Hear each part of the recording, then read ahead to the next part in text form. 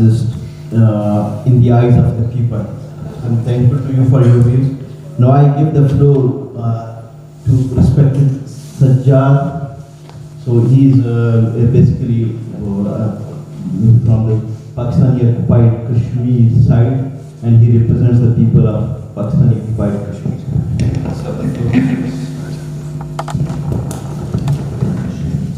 Thank you, Mr. Mandel, honorable members of the panel, and ladies and gentlemen.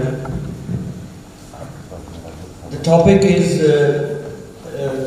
conflict, political conflict in Pakistan and human rights.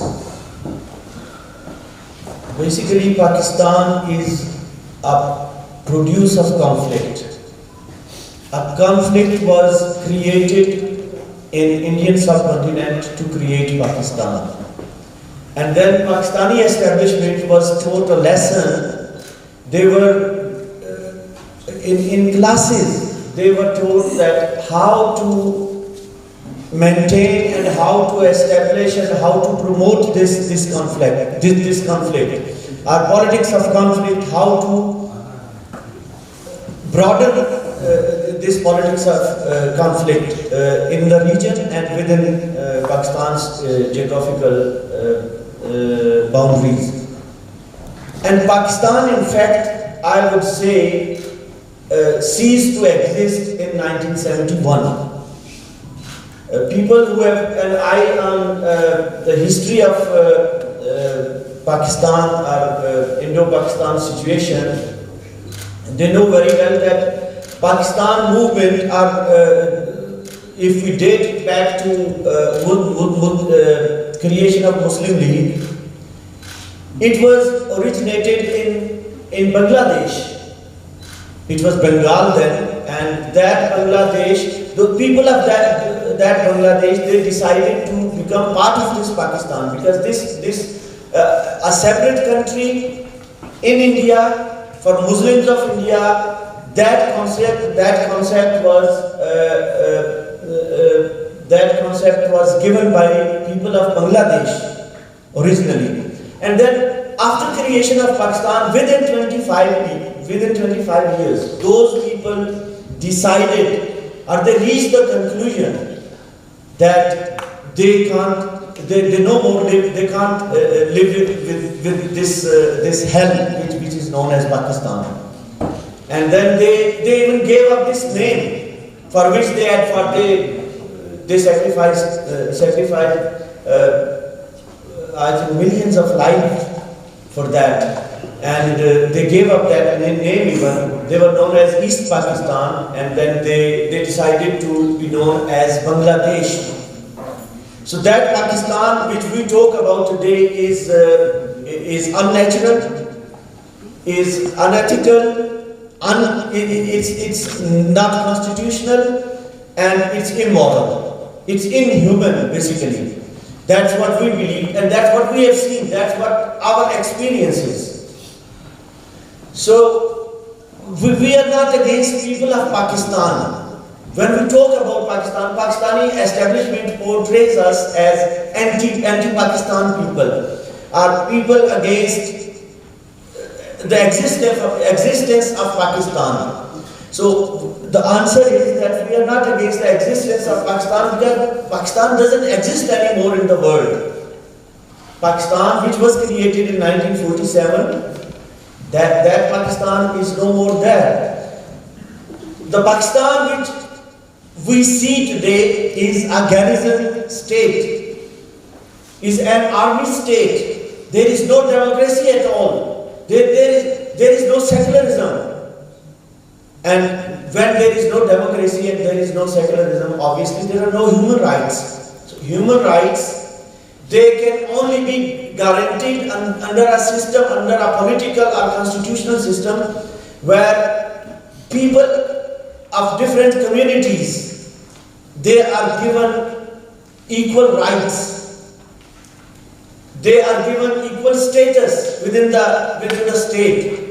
And Pakistan's constitution, the people who have read Pakistan's constitution or who have studied Pakistani constitution, they know it very well that Pakistani constitution doesn't right to various communities. I won't call minorities because I hate this word, minority, because in a civilized society, there is no minority. There shouldn't be any concept of minority. We all are communities. We have different beliefs, we have different cultures, we have different languages, but we are part of a broader society. But these things are not known in Pakistan, they are not recognized in Pakistan, and that's why people are suffering, and people are laying down their lives. What's happening to Balochs? I have seen with my own eyes, and we can't talk about it. In fact, I think no human can talk about the fate of Balochi people, their sufferings, the treatment which is given to them by the state, which is out to meet their needs. The state which should be looking after their well-being, which should be providing them with resources to develop and to educate their families, their generations, that state is killing them. And it's not just these works and the recent events which we see these days. This is right from day one. This is happening there right from 1947, right from the creation of Pakistan, after the creation of Pakistan. And the reason is basically politics in Pakistan. Pakistani politics is controlled by GHQ, General Headquarters, which is Pakistani Army's headquarters. Pakistani Army basically controls the government in Islamabad, and Pakistani Army wants to keep control of that government. It's not conflict, communities conflict with the state. It's even the people who are part of that status quo. The parties like Muslim League, People's Party, even Tehreek-e-Insaf, they have their own conflicts with the state. Because state is run by they shouldn't be called national security agencies. They are perpetrators, and basically they are promoters of terrorism. They use terrorism as a tool to grab power and resources. Pakistan, in fact, is a split country. If people who have visited Pakistan, they know very well that there are two nations within Pakistan. I would call two nations. One nation is civilians, general public, and other nation is army individuals and army officers and people who serve armed forces.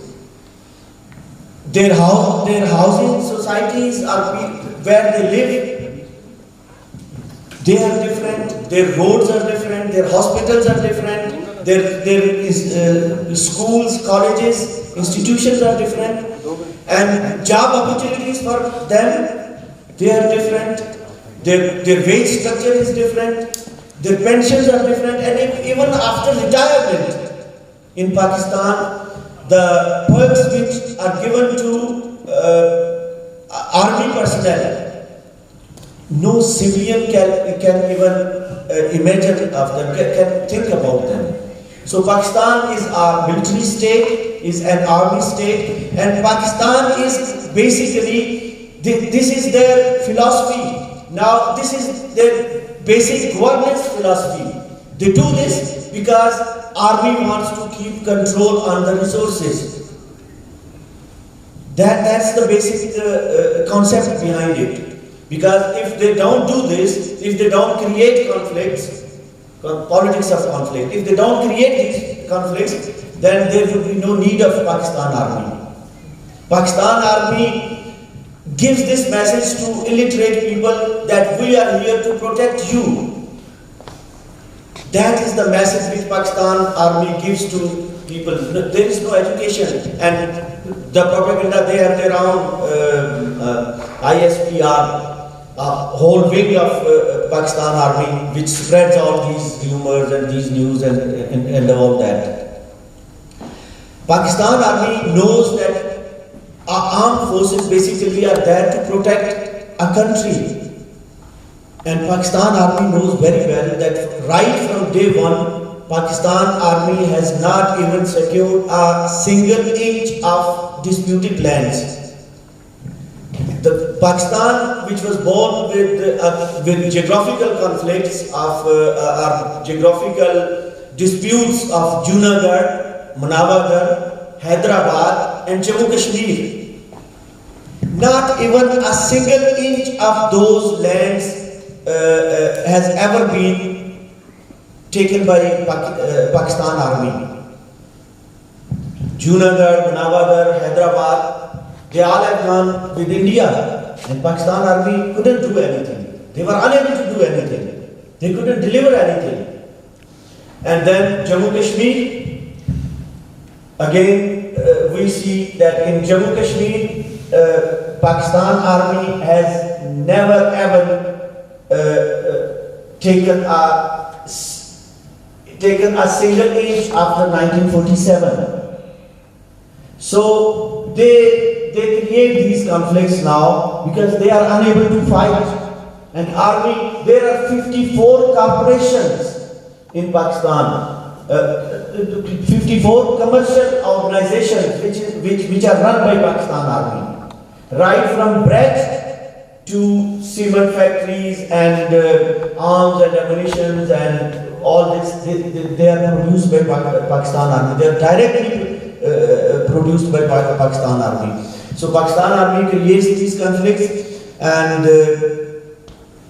for these economic benefits, they slay the people, they kill the people, and there are no ethics in Pakistan. There is no value of any human life in Pakistan.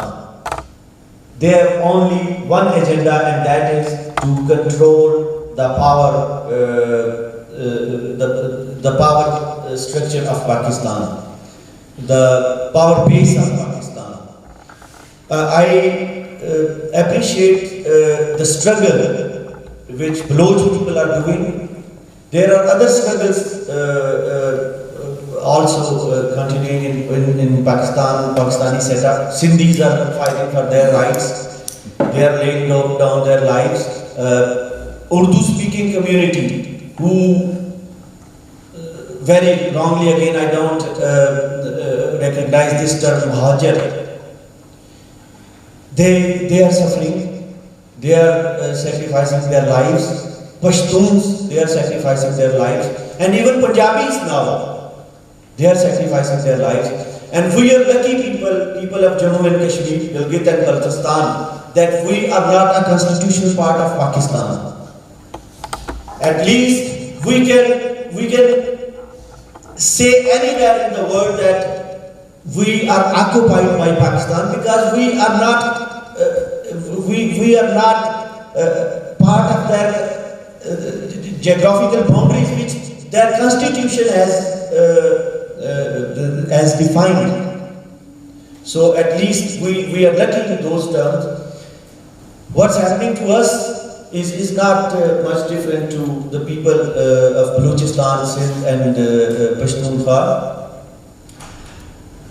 But this is a life for generations. Our next generation, what we are doing is, we are being killed today. Our people are being killed. You can see these photographs here. Our people are being killed today. They are martyrs.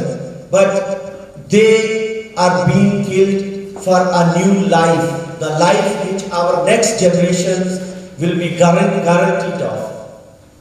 That is our belief. This struggle will continue. We stand with the people of Balochistan.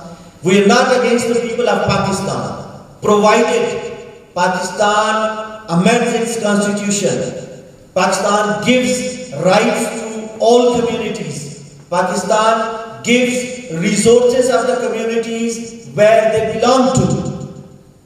Pakistan gives law-making opportunities and authorities and facilities to different communities. And if Pakistan doesn't do that, and Pakistan has not been doing that, then obviously we can't recognize, we can't stand with this Pakistan. We stand with people of Pakistan, we stand with people of Balochistan, people of Sindh, people of Pashtun, or whoever is suffering.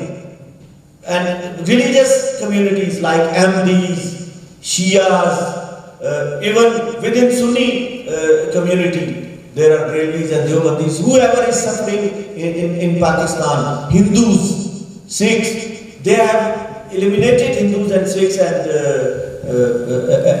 other religious communities who were basically, this land which is known as Pakistan today, this was home of those communities, those religious communities.